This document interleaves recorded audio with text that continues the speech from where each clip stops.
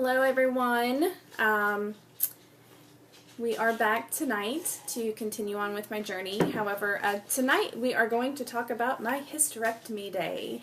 The final day of ending all the pain and suffering that I have gone through for over a decade. So my husband here, because I am not able to remember, because I was so drugged up, exactly what the doctor said and what was found. He's here to actually talk about... Hey, Moans. Actually talk about what was found and what the doctor said and his journey through waiting in the waiting room for a good 5 hours, I want to say. But before I begin, or should I say before he begins, with a show of likes or even hearts across the screen, or sad faces across the screen, I don't care which one you want to do. Thanks, Megan. Hi, Megan. Hi, Angelique. Hi, Kelly. Let me know if you are willing to see the pictures, because my husband is a strong and firm believer that if you visually see something, it will help you understand it better. And that's exactly the reason why that I have been doing this entire documentation, is to help people understand this illness a little bit better. So if you want to see the pictures, share some love, share some likes. If not, then I'm still going to show them anyways. Just not up close. You'll show it from a distance, just not up close. Lord, he's so hard-headed. Okay, Megan. I mean, it's not really gross, I really wouldn't say, because, I mean, you know, it's part of life. It's life. What it looks like, you know. It's actually pretty interesting. Whoever I still goes have... through this is going to probably see the exact same thing, you know, so... Anyway. Okay. Anyway, so I'm going to pass it over to Joe. He's going... I know, Megan. You will not be grossed out. Hey, Haley. Welcome. Okay, then we will show the pictures. We definitely will show them. They're pretty interesting, to be honest with you. It's really interesting to see endometriosis, and these pictures will actually prove to you and help you understand why that it doesn't show up on any of the ultrasounds or CT scans or MRIs that you have.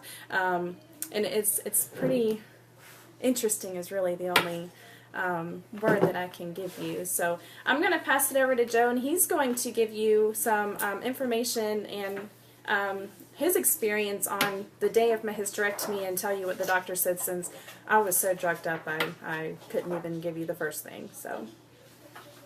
Alright, so the morning of her hysterectomy, we take her to obviously the doctor's office. Emergency 101. Thanks, Megan. And the doctor comes in and gives her cocktail. This is about 6 o'clock or so is what he called it. So all the drugs and everything to get her going into the procedure part of it.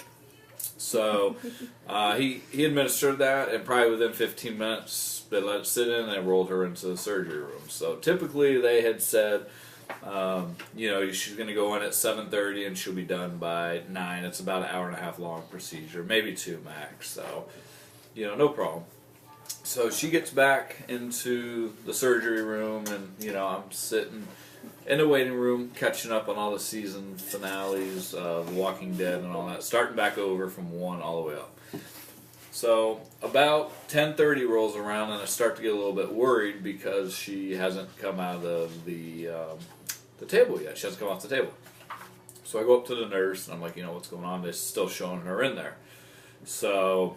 you know, that's the point. You can't really leave because the doctor, you assume, is going to be coming out and being able to debrief what happened, what they saw, you know, the outcome, how she was, everything else with it. Fast forward now 5 hours later, almost 6 hours later, the doctor finally comes out. And he came out, but he pulled me into the room, in the little chapel room area. So usually I thought it was kind of weird, you know, but, you know, it's kind of fitting for as long as all this was going. So my first concern was that she was okay, first of all, when he came out. That was the first thing out of his mouth was, she's okay. They finally got her out. When they did finally go in there to start removing everything, they came across all the endometriomas and endometriosis. He was unaware on how severe this was, so when you're cutting out, and obviously just for graphic sake of things, y'all know what's coming on with this. Basically, an endometriosis and adenomas wrapped around her uterus and basically engulfed it. So for him to be able to remove them safely without doing any damage to her, the nerves are wrapped around it. So he had to surgically remove every piece of nerve trying to remove that. Arteries too, right? Isn't that what you said? Yep, Arteries nerves and arteries were all wrapped around this mass that had grown inside of her, which was giving her the pain that she was in leading up the month before her decision that she was going to do this. So let me go ahead and show you some of the pictures real quick. Hopefully they come out well, so at least you can see what she's talking about. It's pretty cool, people. Pretty cool. First one. Let's go this one. So all of this, the webbing, that's your endometriosis right there. That's everything that is what endometriosis shows up as. I don't know if it's coming up. Okay? So let's go over to this side here. And Mona, I know you've seen these. So this is the ovaries running in. That is the endometrioma that has wrapped itself in it. I'm going to try to get a little bit closer so you can see. So you see all the webbing that's wrapped around it. This is what was taking all the time to get her off the table. Now you see how clear that is right there. That's endometriosis, and that right there is actually the reason why it will not show up on any scan. Because it is such a clear, and sometimes it's even invisible to the naked eye. Isn't that crazy? There we go. That might help a little bit, so you can kind of get an idea. So, coming to the fourth one, this is the back side right here. So this now is on the opposite side. There's her uterus, there's the endometrioma, and there's all the webbing. So that basically had to be cut precision so it didn't damage any of the nerves. And this is the front side of it. So you see all the webbing. You can see a little bit better here. There's all your webbing. That's the front side of the endometrioma right there. So those three is what was giving her all of her pain leading up to the surgery. Those three is what took her from usually an hour and a half to 2 hour standpoint for surgery up to almost 6 hours. And for me, the only thing I can do is just pray, and as time went on, it grew more concerned because you don't know what's going on. And there's nobody giving any information. The ladies at the desk doesn't have a clue. It just says still on table when they look at it. So there was no updates on anything. So I hope we didn't gross people out because we lost some viewers. Sorry. Oh, sorry, guys. Sorry. Anyway. But overall, that's what the procedure, what the doctor encountered through this procedure. Now, that being said, that was her last battle with this disease. The final decision to be able to be pain-free and live a normal life without having to be in pain, without having to be doubled over, without having to live with this anymore, to be normal, and I think that's the biggest adjustment for her. She hasn't really felt normal. She hasn't known normal in 15 years. So now this is all new to her and how her body reacting and things like that. So now Haley commented that you would think someone would come out and update you. So were the nurses updating you? I mean, what was the process on that? Nobody was really updating me. They just said she was still in surgery. There was no ER nurse that came out. There was no doctor. There was nobody that came out. I mean, I'm just sitting there waiting. As each hour goes by, you grow even more concerned. And then you start to really play in your mind, did they get an artery? Did she bleed out? Is she, what happened? But nobody briefed me on anything. It was just basically sit and wait until it was done. And that's when the doctor came out. I was hoping for the best, but praying, that the worst wasn't the possibility. Until he showed me those pictures, and his exact words, like I said, was, "I can't believe how severe this was when I went in there." And what he had to do.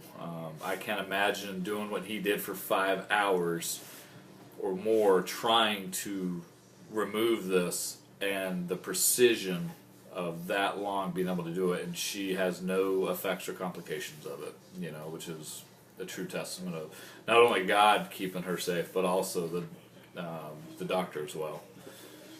And really, what I remember, the only thing I remember, the only complication that I had while I was still in the hospital, because they kept me for over 24 hours just for observation, because I was, that's Boo, Boo's on. Oh, Hi, hey, Boo.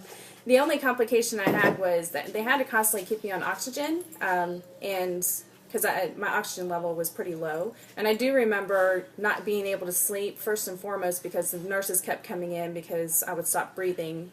And it wouldn't be for a very long time, maybe a split second, but yeah, I mean, they would constantly come in to make sure my oxygen was, tubes were still on, checking my blood pressure, because my blood pressure was really low.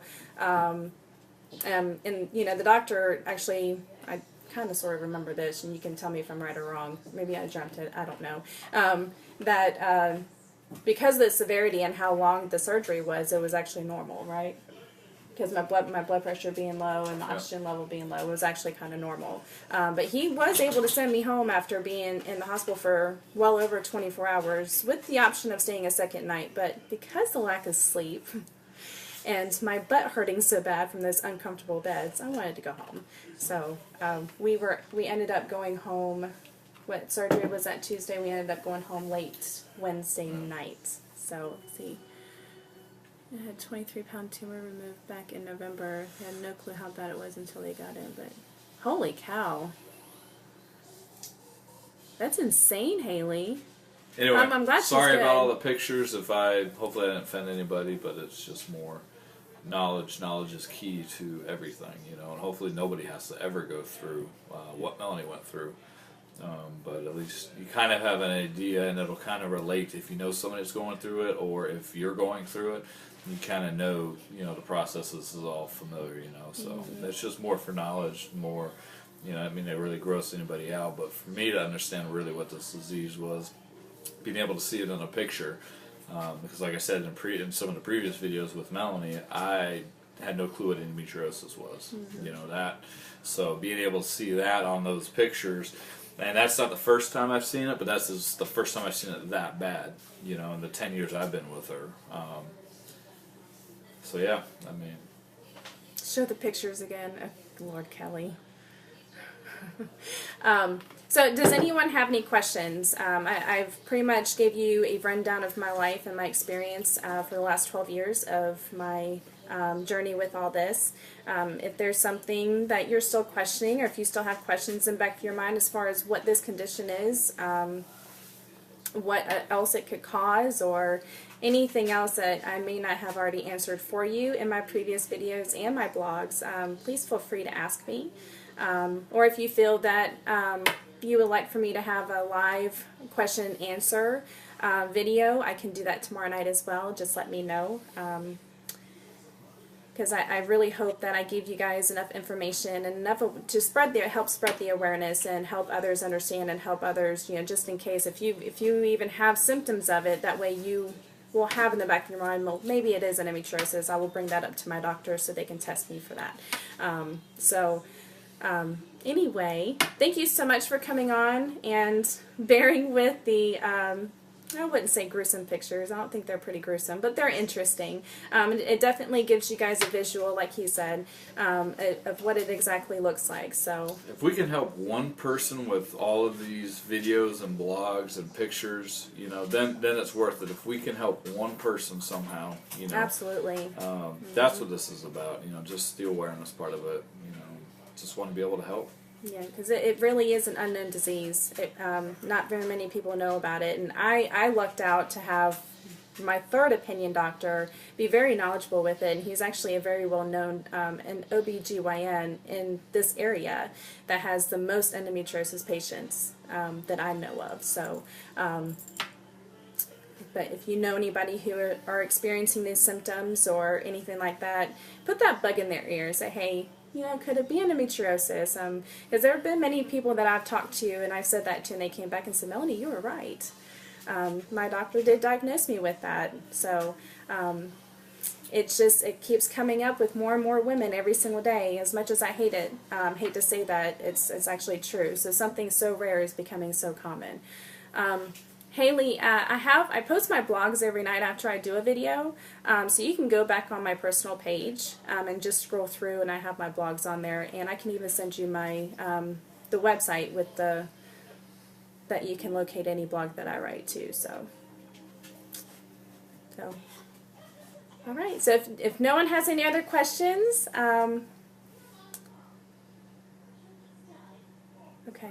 If nobody has any other questions, then we are going to end this live video. Thank you so much, everyone, for joining us tonight for another great informational piece and the final piece of my Living with Endometriosis series here. So the next videos that I will be doing is going to talk about our journey through the hysterectomy recovery. I'm going to give you some tips and tricks as well that I learned on my very own, because nobody warned me about this, of what to do and what not to do, and some things that will help you if you ever have to have a hysterectomy, some things that will actually help you through and cope through your recovery process. So hope everyone has a wonderful evening. Thanks again for joining. See you tomorrow night. Good night.